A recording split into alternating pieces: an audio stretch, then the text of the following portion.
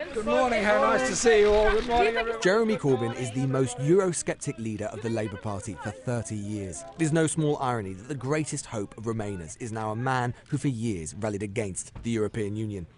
Corbyn represents an old left-wing school of Labour opinion who see the EU as a capitalist club.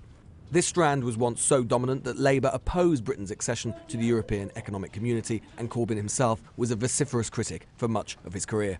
I am not a lover of the European Union. Now the party is overwhelmingly pro-Europe but is divided on what to do next. Labour's policy adopted at their most recent conference has been to seek a general election first and then consider all options, including a so-called people's vote. Now a confidence vote has been fought and lost. Those who want a people's vote in the party say it's time for the leadership to move on. Jeremy has always said that he stands by conference decisions, and I have no doubt that when we've got through today he'll want to. So we're giving him that little bit of a push to make sure that he acts swiftly. But there's no agreement on this within Labour ranks. There are scores of Labour MPs from Leave constituencies who wouldn't support the party embracing a new referendum. For me personally, I don't think it's a tactic that is a sensible one.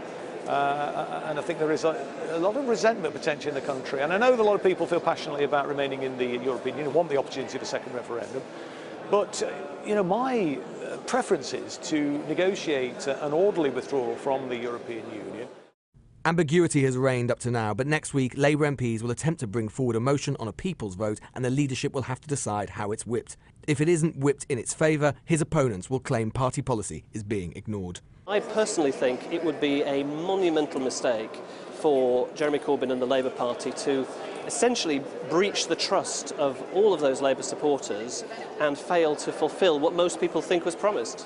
I'm told by a source close to the Labour leadership that the party will attempt to bring forward at least one more motion of confidence once the Prime Minister's plans are known, and in particular if it looks as if she's heading towards a no deal. Then they hope that a handful of Tory Remainers might peel away and bring the Labour Party towards the precipice of power. And they also tell me that the Labour leader himself is very unlikely to back a second referendum in almost any circumstances, thinking that it would tear the Labour Party apart.